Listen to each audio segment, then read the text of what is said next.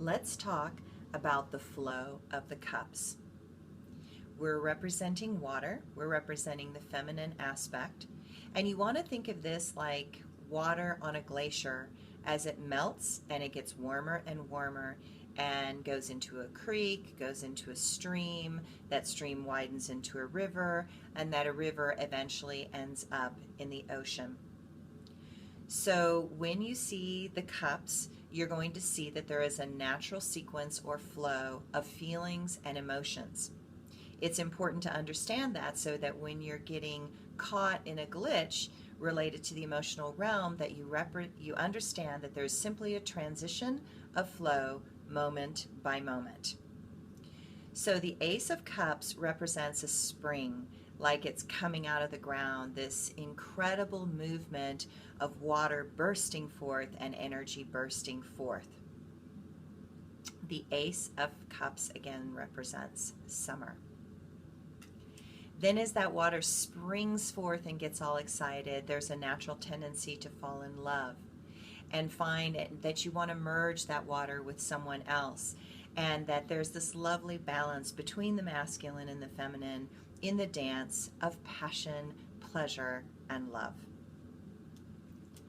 Then you go to the abundance card because love deepens, it expands, it becomes even greater, and it opens up and unfolds because as you feel loved, you become more beautiful, more fertile, more expansive, more spiritual, and more open. But there's always a tendency for there to be too much of a good thing. And with the luxury card comes a warning that the seeds of decay are in the fruits of pleasure, and that things, when they become very, very sweet, they eventually start to rot. And so there's a warning with this card that just as we have seen with economies, that economies go for a long time and then there is a downturn, same thing with the emotional realm, that there's fullness, fullness, fullness, expansion, love, abundance, beauty, joy, and pleasure, and then there will be a stage of contraction.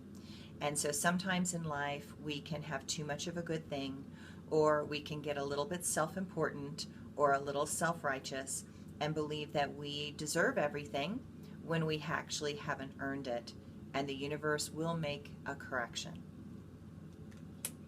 That correction usually comes in the form of disappointment, sadness, and vain regret. And then all of a sudden, the moment you get hurt, everything feels like it's collapsing. All of a sudden, nothing seems to be working. Your energy and your mojo and your juju suddenly disappear. You feel very stuck, hurt, miserable, unhappy, and feeling like the universe is not being fair. But as you work through the disappointment and recognize that there is just a simple flow, you actually come back and you try again. But in this case, you're going to be starting to protect yourself. So you are feeling pleasure and joy, but you're a little bit more cautious. You're a little bit more careful. And yet there is pleasure and joy, but it's a little bit more calculating and it's a little bit more aware. It's a little less free. But again, there can always be too much of a good thing. When we're starting to protect ourselves too much, what happens is we fall into guilt and shame, insecurity, sexual feelings that can distort and twist and cause us big problems. So sometimes we want more sex, more joy, more money, more this, more that. And what happens is that things start to really, really break down, because now we're coming from a neediness place rather than a place of authentic expression. And when you come from a place that is not authentic, you become miserable, lost in a place of despair and hopelessness, lost in a swamp of your own emotional quagmire. And you will notice where you're really not okay, where you're really hurting.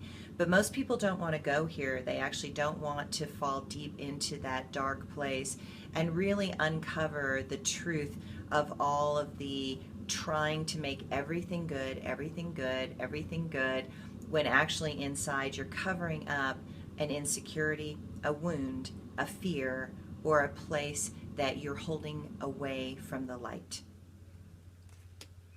When you understand that place and you learn to love that place and you bring that energy back into conscious awareness within yourself, you become happy and fulfilled. Because the only way to be truly happy is to truly know yourself, to accept yourself, and to love all parts. No part of yourself may be left behind. And then when you understand that, you find total fulfillment, longevity, expansion on all levels, long-term success, lasting success, and peacemaking and generosity.